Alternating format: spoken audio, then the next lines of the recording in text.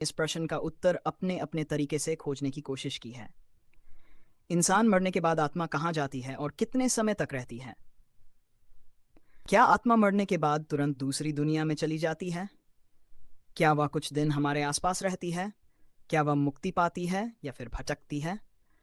इन सवालों के जवाब हमें वेदों, पुराणों, धार्मिक ग्रंथों, वैज्ञानिक शोधों और लोगों के अनुभवों से मिलते हैं।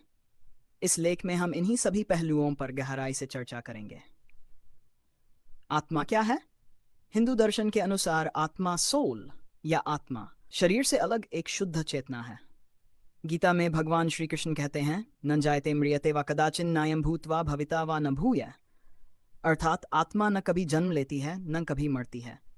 विज्ञान के पास आज भी आत्मा के लिए कोई ठोस परिभाषा नहीं है, परंतु एनडीई नियर डेथ लाइफ जैसे कई प्रमाण ऐसे हैं जो आत्मा के अस्तित्व की ओर इशारा करते हैं। मृत्यु के तुरंत बाद क्या होता है? हिंदू शास्त्रों के अनुसार मृत्यु के बाद आत्मा कुछ समय तक भौतिक संसार से जुड़ी रहती है। गरुड़ पुराण और ब्रह्मवैवर्त पुराण में आ गया है कि जब इंसान मरता है तब आत्मा एक विशेष ऊर्जा के रूप में शरीर से बाहर निकलती है। इस दौरान आत्मा 3 दिन तक पृथ्वी पर रहती है। पहले 3 दिन वह भ्रमित रहती है।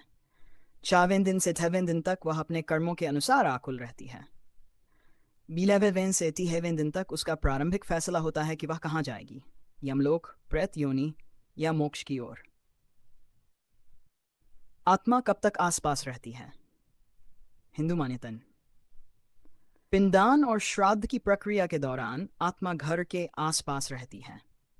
वहाँ साल कुछ शास्त्रों में कहा गया है कि आत्मा 1 वर्ष तक तृप्ति की प्रतीक्षा करती है।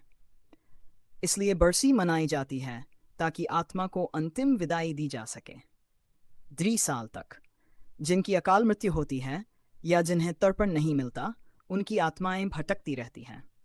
अनंतकाल यदि किसी की इच्छाएं अधूरी हों या मृत्यु पीड़ा में हुई हो तो आत्मा प्रेत योनि में रहकर सैकड़ों वर्षों तक भी भटक सकती है। आत्मा की उपस्थिति के लक्षण क्या होते हैं?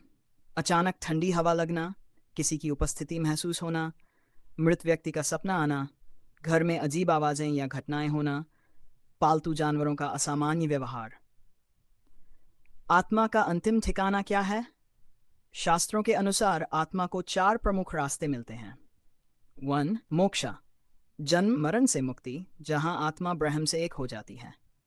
2. पुनर्जन्म, कर्मों के आधार पर नया जीवन। स्वर्ग नरक, अच्छे या बुरे कर्मों के अनुसार अस्थायी विश्राम। भटकाव, इच्छाएं अधूरी हों तो आत्मा पृथ्वी पर ही रह जाती है। 6.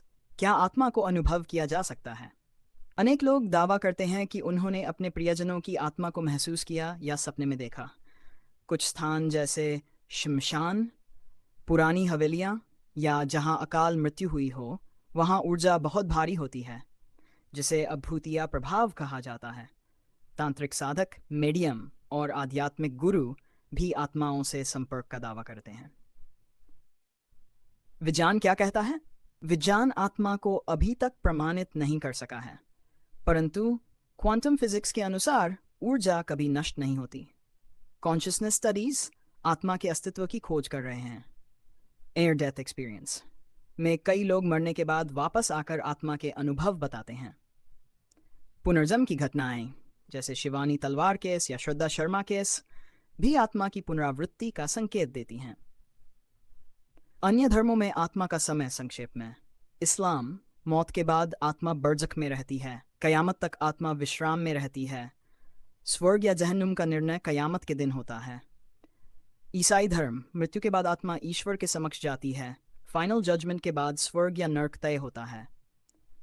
बौद्ध धर्म, आत्मा नहीं बल्कि चेतना पुनर्जन्म लेती है।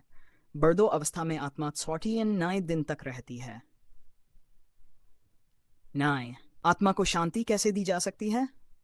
श्राद्ध एवं पिंडदान, गायत्री मंत्र जाप, गंगा जल का छिड़काव, प्रार्थना और दान, तर्पण और दीपदान। निष्कर्ष, आत्मा कब तक रहती है? धार्मिक मान्यताओं, लोक कथाओं और व्यक्तिगत अनुभवों के आधार पर कहा जा सकता है। मृत्यु के बाद आत्मा लगभग 3 दिन तक निश्चित रूप से पृथ्वी पर रहती है। उसके बाद आत्मा की स्थिति, मोक्ष, पुनर्जन्म या भटकाव, उसके जीवन के कर्मों, इच्छाओं और मृत्यु की प्रकृति पर निर्भर करती है। कुछ आत्माएं कुछ महीनों या वर्षों तक अपने प्रियजनों के पास रहती हैं, कुछ आत्माएं सदियों तक भटकती हैं और कुछ को तत्काल मुक्ति मिल जाती है।